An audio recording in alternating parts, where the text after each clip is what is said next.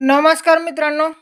TET 2025मध्ये जे विद्यार्थ्यांनी परीक्षा दिली आहे त्यासाठी नवी पवित्र पोर्टल रजिस्ट्रेशन सुरू झाले आहे.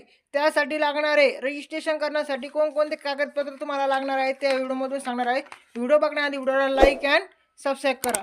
चला तर उमेदवाराने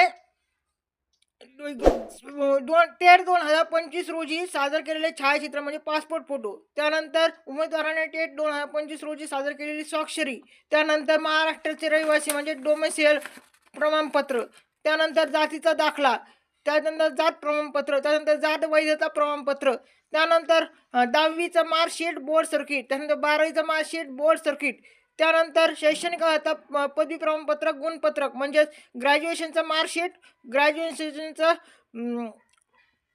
ग्रॅज्युएशनचं डिग्री सर्किट, त्यानंतर PGचं म्हणजेच पोस्ट ग्रॅज्युएशनचं मार्कशीट आणि त्याची डिग्री, त्यानंतर पदविका म्हणजे डी.टी.एडचं मार्कशीट आणि त्याचं प्रमाणपत्र, त्यानंतर B.एडचं मार्कशीट, त्यानंतर त्याचं प्रमाणपत्र, त्यानंतर त्यानंतर लागणार आहे तुम्हाला शिक्षक पात्रता TET म्हणजे CTT अर्हता प्रमाणपत्र लागू असल्यास, त्यानंतर शिक्षक अभियोग्यता बुद्धिमत्ता चाचणी 2025चं गुणपत्रक टेट स्कोअर कार्ड इत्यादी सर्व कागदपत्र तुम्हाला अपलोड करायची आहेत.